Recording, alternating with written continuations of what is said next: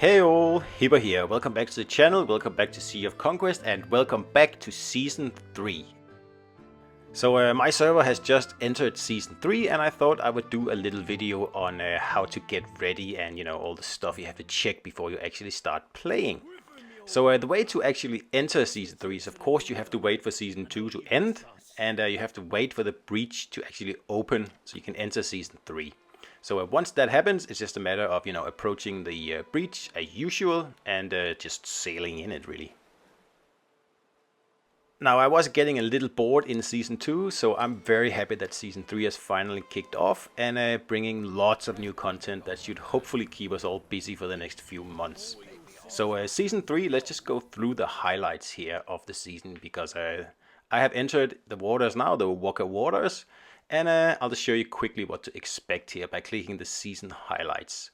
Of course, there's new heroes and new trinkets. That's awesome. New ships and a grand line. We'll get back to that later.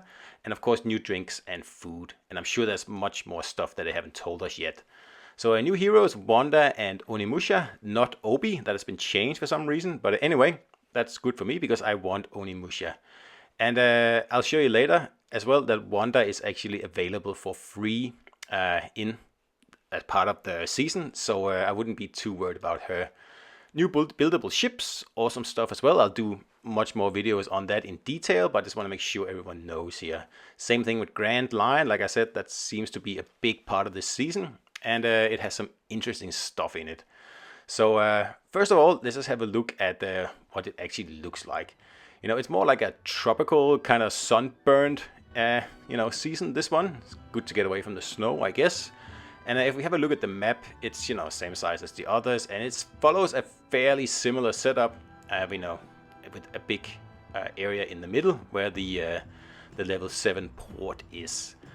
So now it's just a matter of really doing your usual things, start exploring, start trading, and start to help your gang succeed in this season here. Alright, let's look closer at some of the details in this season here. So the Trailblazer is, usual. Something where you get some stuff by doing other stuff. Grand Line, like I said, something big, and I will be looking into that separately. Saga, this is where you can get Wanda for free. If you scroll down a little bit, you'll see she's available a bit down, just like in Season 2. So Wanda you don't really have to worry too much about. Now Onimusha is a different thing, right? So Call of the Wild is the usual, rewards for exploring the map, and I can't wait to get started on that, honestly. And you can buy Sound of Nature and Ode to Nature to, progress your progress, I guess, a little bit if you want to sort of cheat a little bit, or if you want to whale your way. Now remember, there's new ships in this season, so you need to get the blueprints and the hammers if you want to craft them, right? So just keep that in mind. I'll do videos on all that stuff as well as we move along to the season. So as usual, as in all the other preceding seasons, you're starting in a small area, and your gang just have to, make the best of it. So I think the best thing you can do is start exploring early on, and you can quick explore if you want. I'm doing that right now, but you can also do it the old-fashioned way, where you will be able to explore more ports. But in this small area here, you'll be able to quick explore everything fairly quickly. So I would do that at least until the gates open, until the next area in a week or two or whatever it is. So keep in mind, there's a new currency here, a new emblem that you use in the stalls to buy stuff that you will earn in Season 3. And of course, Season 2 and Season 3, currencies will stay in there, I assume. So if I have a look up here, I have 180 of the new currency called Califaction Emblem, whatever that is. And other than that, it's the same stuff: blueprints, conchs, hammers, the usual stuff, but of course Season 3 specific, and you need to do stuff in Season 3 to actually be able to purchase this stuff. So we're pretty used to this, and I like that. So of course you can keep doing Season 1 and Season 2 if you haven't finished, but I've pretty much bought everything I thought was useful from those two seasons. So next up, we got to plan our hero purchases, right, or hero pulls. But first I have 10 conchs that I'm just gonna pull here, because I'm going to show you this pull here. It's pretty great. I end up getting not one, but 2 Ahabs in one pull using regular conks. So yeah, that's pretty good. I'm happy with that. But that's not why I'm in here. The reason I'm in here is so I can plan my pulls. So to do that, I open the calendar and I have a look. So Onimusha must have for me, so I can complete my build, and he's luckily available the first week here. So I'll show you later how I get him. Pulse of the Wild will give you Wanda, but like I said, you can get her free anyway. So if you get her in this, it's really only for upgrading. But of course, that's also very, very useful. So look at the heroes you're missing and try to plan when you should pull to get them. And don't forget there's new trinkets as well.